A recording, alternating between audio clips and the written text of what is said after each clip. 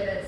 वृक्षवल्ली आम्हा सोयरे वनचरे पक्षी सुस्वय आळविती असे 350 वर्षांपूर्वी संत तुकाराम महाराजांनी म्हटले आहे. छत्रपती शिवाजी महाराजांनीही आपल्या आज्ञापत्रात जीर्ण झालेली झाडे तोडावी असे सांगून त्या काळी माणसांना पर्यावरण संवर्धनाचे महत्त्व पटवून दिले. पण आज आपण याच गोष्टीसाठी सोयीस्करपणे डोळे झाक करत आहोत. हिरवी छाया हिरवी माया पाडोपाडी हिरवी किमया असे सभोवतालच्या निसर्गाचे व सुंदर पर्यावरणाचे स्वरूप डोळ्यासमोर ठेवून कवी कल्पनांचे निर्माण झालेले विद्रूप पाहता हे एक स्वप्नच वाटतं. आजकाल एक वेगळंच वातावरण अनुभवायला मिळतं. पावसाळ्यातही उकाडा आणि थंडीच्या दिवसात कडाक्याची थंडी पडणार कधी हा प्रश्न निर्माण होतो. वृक्ष वनस्पती यांना मानवी जीवनाचा भाग मानला जातो. मानवाच्या आजूबाजूचे सर्व सजीव निर्जीव वस्तूंचे आवरण म्हणजेच पर्यावरण होय. आपण सर्वांना ज्ञात असेलच की श्वास घेण्यासाठी लागणारा ऑक्सिजन मिळतो या झाडांपासूनच. पण इंधनासाठी मोठमोठ्या इमारती बांधकामांसाठी सरसकट वृक्ष तोड केली जात आहे. पण वृक्ष लागवड एकदम कमी आणि वृक्ष संवर्धन तर नगण्यच. आज पूर्वीची सर्व दाट जंगले नष्ट झाली आहेत. तेथील प्राणी एकतर नामशेष झाले आहेत अथवा ते आपल्या मानवी वस्तींवर चाल करून येत आहेत. अहो मग आम्ही ओरडतो, अरे हे गाव माणसांचं की जंगली प्राण्यांचं? पण त्यांची घरे जाळताना त्यांची घरे तोडताना तुम्ही कोठे होता याचा कधी विचार केला? शिरोदेत माकडे करा, ठोठावतीत हत्ती बेरात्री तुमची घरे, मग तुम्हाला कळेल. आता तोच विषय औद्योगिक क्रांतीचा आहे. आज आम्ही खूप हुशार या मानतो की आम्ही सुखवस्थ आहोत. पण कधी विचार केलाय तुमच्या याच कारखान्यांच्या जंगलाचं योग्य नियोजन न केल्यामुळे आपणच किती त्रासात पडलो होते? बेसुमार बांधकामदारीमुळे हवेचे प्रदूषण वाढले, तापमानात वाढ झाली, सांडपाण्यावर योग्य प्रक्रिया न करता ती तशीच सोडल्यामुळे जलप्रदूषणात वाढ झाली. आज जर का आपण पर्यावरण संवर्धन करण्याचे मनावर घेतले नाही तर विविध प्राणी पक्षी झाडे झुडपे नगर नदी डोंगर हे फक्त आणि फक्त चित्रातच पाहायला मिळतील. आपण फक्त जमिनीचा वरचा भाग वापरत नाही तर ती खोदून खोदून खोदून त्यातील अनमोल खनिजे व तेल याचा वापर आणि वारेमाप उपसा करत आहोत. आणि का तर आपल्या देशाला सुसंपन्न बनवण्यासाठी. पण काय हो तुमच्या भावी पिढ्यांचं काय? त्यांनी काय नुसतं जन्माला येऊन मरायचं? अहो त्यांच्यासाठी या सर्व गोष्टी जतन आणि संवर्धन करणे आपले कर्तव्य आहे. आज बघावे जिकडे तिकडे खनिज उत्खननासाठी डोंगर कोरले जात आहेत, त्यांना तोडकं बनवलं जात आहे आणि तेथील परिणाम तेथील जनजीवनावर आणि तेथील पर्यावरणावर होतोय. मित्रहो, आता मात्र वेळ आली आहे पर्यावरण संवर्धन करण्याची. कारण संवर्धन की संवाद यावर पर्यावरणाचे संरक्षण अधोरेखित असते. म्हणूनच तर म्हणावेसे वाटते, उठ उठ मानवा जागा हो, पर्यावरण संवर्धनाचा धागा हो. उठ मानवा जागा हो, पर्यावरण संवर्धनाचा धागा हो. स्वतःकर्षी विचार तर समृद्ध पर्यावरणाचा पाळशी अधिकार. स्वतःकर्षी विचार तर समृद्ध पर्यावरणाचा पाळशी अधिकार. चला तर मग आपण सर्वांनी मिळून पर्यावरण संवर्धन करूया आणि या प्रदूषणाच्या राक्षसाला तिथेच थांबूया. एवढे सांगून मी माझे भाषण पूर्ण करते. जय हिंद, जय महाराष्ट्र.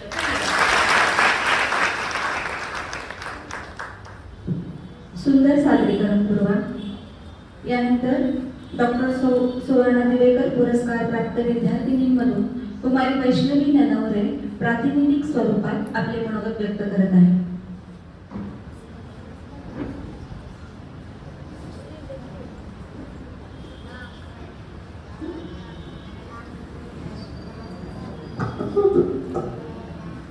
सन्माननीय व्यासपीठ, आदरणीय गुरुजन वर्ग आणि उपस्थित पालक वर्ग, तुम्हा सर्वांना माझा नमस्कार. माझे नाव कुमारी वैष्णवी नवनाथ ननवरे. मी इयत्ता 10वी अ मध्ये शिकते आहे. आपल्या शाळेच्या माजी विद्यार्थिनी डॉक्टर सुवर्णा दिवेकर मॅडम यांच्या स्मरणार्थ आपल्या शाळेत एक स्पर्धा घेण्यात आली होती. खरं तर तो पुरस्कारच होता. तो म्हणजे बहुआयामी गुणवंत विद्यार्थिनी पुरस्कार. खरं सांगू तर या पुरस्काराची मला बरीच उत्सुकता होती बरं का. म्हणजे या पुरस्कारासाठी आम्ही सगळेच एवढे उत्सुक झालो होतो आणि हे पुरस्कार मिळवणं माझ्या आणि माझ्या मैत्रिणींच्या आम्हाला सगळ्यांचं जणू काही स्वप्न बनलं होतं. आणि हा पुरस्कार मला मिळाला याचा खरोखर मला खूप आनंद होता. कारण हे स्वप्न तर सगळ्यांचंच होतं, पण ते बक्षीस मिळाल्याचा आनंद मला फार झाला आहे. यासाठी प्रथमतः तर मी दिवेकर कुटुंबियांचा आभार मानते. यासाठी आम्हाला पहिल्यांदा तर आम्ही जे काही आतापर्यंत सर्टिफिकेट्स मिळवली आहेत त्याची फाईल तयार करायला सांगितली आणि ती फाईल आम्हाला शाळेत जमा करायला सांगितली. त्याच्यानंतर त्यामधून काही फाईल सिलेक्ट करण्यात आल्या आणि मग आमच्या मुलाखती घेण्यात आल्या. जेव्हा मी माझी फाईल सबमिट केली होती तेव्हा माझ्याकडे एकूण 64 सर्टिफिकेट्स होते आणि आता ती 70 झालेली आहे. जेव्हा आम्ही मुलाखतीला गेलो तेव्हा आम्हाला वेगवेगळ्या प्रकारचे प्रश्न विचारण्यात आले, जसे की तुमची आवड निवड सांगा, या क्षेत्रात तुम्ही काय काम करू इच्छिता, तुम्ही वाचलेली पुस्तके, मग त्या पुस्तकांचे संदर्भ विचारण्यात गेले. तर आम्ही जसे जसे प्रश्न विचारत गेले मॅडम तसे तसे आम्ही उत्तरं देत गेलो. आणि मला हे सांगायला म्हणजे एक असं नाही म्हणणार की एकाच विषयात मी सगळी प्रशस्तीपत्र किंवा सर्टिफिकेट्स मिळवली होती. मी वेगवेगळ्या विषयात सर्टिफिकेट्स मिळवली होती, जसे की बौद्धिक परीक्षा, बाह्य स्पर्धा, शिवाय वक्तृत्व स्पर्धा, संस्कृत पठण, खेळ, चित्रकला, निबंध इत्यादी विषयांमध्ये मी माझी सगळी सर्टिफिकेट्स मिळवलेली आहेत.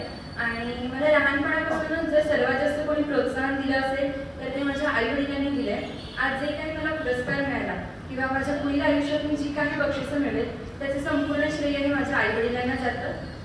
कारण की त्यांनी जसे संस्कार मला केले, त्यांनी ती शिकवण मला दिली, त्यांचं प्रोत्साहन आणि पाठिंबा कायमच माझ्याबरोबर होता. त्यामुळे जे काही आज या बक्षिसासाठी मी पात्र ठरली ते माझ्या आईवडिलांमुळे. त्यांचे मी मनापासून खूप आभार मानते. तसंच या शाळेचे सुद्धा मी खूप आभार मानते, कारण या शाळेमध्ये मी बालवाडीपासून आहे. या शाळेने आजवर माझ्यासाठी खूप काही केलेलं आहे. कारण की माझ्यातील वक्तृत्व कला, मग ती कधी सूत्रसंचलनाच्या स्वरूपात असेल तर कधी कोणत्या स्पर्धेच्या स्वरूपात असेल, ती फक्त या शाळेमुळेच ती कला सर्वांसमोर प्रकट झालेली आहे. त्यामुळं आपली शाळा आणि संस्था नेहमीच विद्यार्थ्यांच्या कलागुणांना वाव देत असते आणि त्यामुळेच आम्हा विद्यार्थिनींचे कलागुण हे सर्वांसमोर प्रकट होत असतात. मला माझी शाळा आणि संस्थेबद्दल खरंच खूप आभार व्यक्त करावंसं वाटतं. कारण की या आपली शाळा आणि संस्थाच अशी आहे, कारण की आपण जर इतर शाळेचा विचार केला तर तेवढ्या स्पर्धा होत नाही. आपण काय बघतो, वार्षिक परीक्षा किंवा वर्षातून 1 ते 2च स्पर्धा असतील, पण आपल्या शाळेत विविध प्रकारच्या स्पर्धा होतात आणि त्यामधून विद्यार्थिनींचे कलागुण हे प्रकट होत असतात. आतापर्यंत ज्या काही स्पर्धा झाल्या त्या स्पर्धांमध्ये मला आपल्या शाळेतील शिक्षकांचे मार्गदर्शन मिळाले, त्यांनी नेहमीच मला प्रोत्साहन दिले आहे, त्याबद्दल मी त्यांचे आभार व्यक्त करते. आणि माझ्या पुढील आयुष्यात देखील माझं ध्येय पूर्ण करत असतानाच मी माझ्या शाळेचं, संस्थेचं, देशाचं आणि आईवडिलांचं नाव मोठं करेन असा सुद्धा माझा नेहमीच प्रयत्न असेल. आणि पुन्हा एकदा तुम्ही ही स्पर्धा आयोजित केली त्याबद्दल मी दिवेकर कुटुंबियांचे आभार मानते. धन्यवाद. छान रश्मी. यानंतर आजचे अतिथी आपले मनोगत व्यक्त करत आहेत. प्रथम सुमन वेलगलकर यांचे नातेवाईक माननीय राजन वेलगलकर यांना विनंती करते की त्यांनी आपले मनोगत व्यक्त करावे.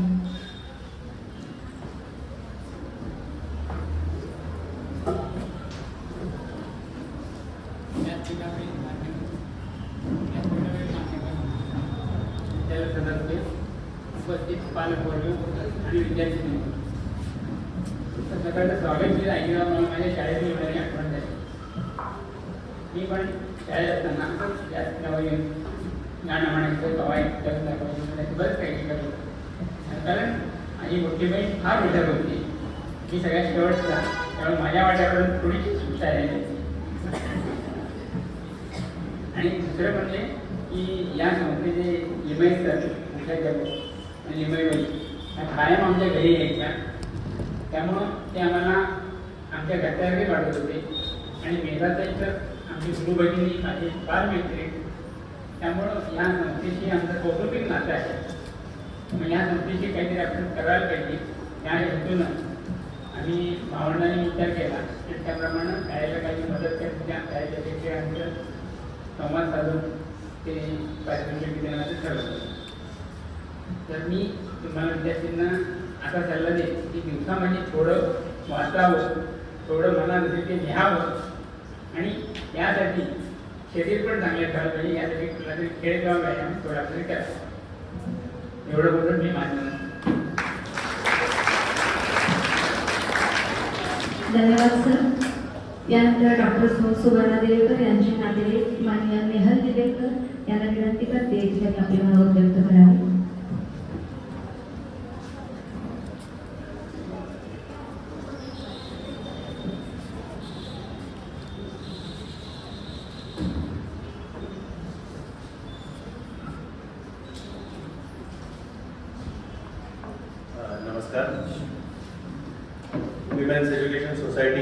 राणी सरस्वती देवी कन्या सांगली यांच्यातर्फे उपस्थित सर्व मान्यवर पदाधिकारी, शिक्षक मंडळ आणि सर्व विद्यार्थिनींना आदरपूर्वक आणि सस्नेह नमस्कार. माझी आई आणि तुमच्या शाळेची माझी विद्यार्थिनी डॉक्टर सुवर्णा दिवेकर म्हणजेच पूर्वाश्रमीची हिरा गोपाळराव कोंडे तिच्या स्मरणार्थ यंदाच्या वर्षापासून आपल्या शाळेत काही बहुआयामी विद्यार्थिनींना एंडॉवमेंटच्या माध्यमातून प्रोत्साहनपर पारितोषिक देण्याचा आमचा मानस होता. ती इच्छा केवळ संकल्पनेपासून आज इतक्या सुयोग्य पद्धतीनं संस्थेच्या माजी विद्यार्थिनी सभागृहातच साकार होत आहे याचा खूप खूप आनंद आहे. आणि अगदी पहिल्या भेटीपासूनच संस्थेने आमच्याप्रती दाखवलेला आपलेपणा आणि मॅडमने सांगितल्याप्रमाणे इतक्या सिस्टमॅटिक पद्धतीने निवड केलेली आहे, त्याच्यामध्ये भरपूर श्रम घेतलेले आहेत, त्याचं कौतुक करूच एवढं थोडं आहे. त्यामुळे त्याचा मला विशेष आनंद होत आहे की इतक्या छान पद्धतीने आमचं पहिलं संभाषण झाल्यापासून आज हा पारितोषिक वितरण सोहळा होत आहे. खूप सुरेख पद्धतीने हे झालेलं आहे. त्यामुळे पुन्हा एकदा त्याचे खूप मनापासून धन्यवाद. आजच्याच दिवशी डॉक्टर सुमन बेलवलकर यांच्या स्मरणार्थ सुद्धा आपण पारितोषिक वितरण इथं झालेलं आहे. हा एक विशेष योगच म्हणावा लागेल. आता या दिवसाला आणि या पुरस्काराला सुद्धा दोघींची नावं लागलेली आहेत. ते खूप महत्वाची एक विशेष गोष्ट आहे, कारण त्या दोघी अत्यंत जवळच्या मैत्रिणी होत्या. म्हणजे सांगितल्याप्रमाणे त्या एका वर्गात होत्या. साहजिकच मी त्यांना इतक्या औपचारिक नावाने अपमानत नसेल, पण तो विषय वेगळा. त्यांची पुढची शैक्षणिक आणि व्यावसायिक कारकीर्द खूप जरी वेगळ्या कारणांवरून गेली, पण त्या मैत्रीची जी नीव होती ती इथे सांगलीत याच शाळेत याच वर्गांमध्ये रोवली गेली हे नक्की. त्यांची मैत्री ही पहिल्यापासून ज्याला इंग्लिशमध्ये इंटलेक्च्युअल पातळीवर म्हणतात तशीच होती. म्हणजे कदाचित त्या शब्दाचा अर्थ कळायच्या आधीपासूनही ती तशी असेल. म्हणजे मी त्यांच्याकडनं ज्या आठवणी ऐकल्या आहेत त्यावरून फक्त सांगतो की दररोज एकमेकींकडे जाणे, भरपूर अभ्यास करणे, सुवाच्याक्षरात वह्या असू दे किंवा नगर वाचनालयात इथं सांगलीत जाऊन वेगळी पुस्तकं वाचणे, त्याच्यावरती नंतर चर्चा करणे इत्यादी या सगळ्या गोष्टी. म्हणजे असं नाही की त्या वेळेला त्या काळाला योग्य अशा काही वेगळ्या गोष्टी केल्या नाहीत असं अजिबात नाही. पण मैत्रीचा जो पाया असतो तो हा नक्कीच असा वैचारिक किंवा इंटलेक्च्युअल पद्धतीचा होतो. आज दुर्दैवाने दोघी आपल्यात नाही आहेत याची खंत आहे, होतच राहणार, त्याला काही इलाज नाही. पण हा पारितोषिक वितरण सोहळा त्या दोघींच्या नावाने त्यांच्याच शाळेत आज होत आहे याचं पत्र नक्कीच खूप समाधान आहे. आणि इथून पुढे दरवर्षी अशा पद्धतीने होत राहील हे खूप याविषयी खूप आदरपूर्वक समाधान आहे मला आमच्या कुटुंबियांकडे. मी आज इथे उभा आहे फक्त दोन शब्द आम्ही म्हणजे या एंडोमेंट बद्दल आमची काय भूमिका आहे तेवढं सांगण्यासाठी फक्त. व्यक्ती परिचय तुम्ही ऐकलेलाच आहे, त्यामुळे मी परत खूप त्याच्यात बोलायला जात नाही. पण साधारण 1976 सालपासून तिच्या साहित्यिक कारकिर्दीला आणि त्यानंतर शैक्षणिक कारकिर्दीला त्याच्या पुढच्या टप्प्यात सुरुवात झाली. पुढे 5 दशक म्हणजे 50 वर्ष जवळजवळ तिने विविध नियतकालिके, मासिके, दिवाळी अंक, वृत्तपत्र, दूरदर्शन, आकाशवाणी या वेगळ्या माध्यमातून चौफेर लेखन केले. तिची 6 पुस्तकं, कथासंग्रह प्रकाशित झाले. साहित्य आणि शिक्षण क्षेत्रातल्या तिच्या या यशस्वी वाटचाली ती कन्या शाळेत म्हणजे ह्या तुमच्या शाळेत झालेल्या जडणघडणीला आणि खास करून इथे घडलेल्या वाचन संस्कारांना आणि सांस्कृतिक कार्यक्रमांना कायम खूप मोलाचं स्थान देत असे. ती खूप ज्ञानाग्रही होती, म्हणजे सतत काहीतरी करावं असा तिचा वैचारिक पद्धतीचं करावं असा तिचा आग्रह असायचा. आणि तिला एकंदरीत प्रत्येक विषयात प्रचंड कुतूहल होतं. म्हणजे तिचा सर्वात चांगला गुण मी केवळ माझ्या म्हणून म्हणत नाही, पण सर्वात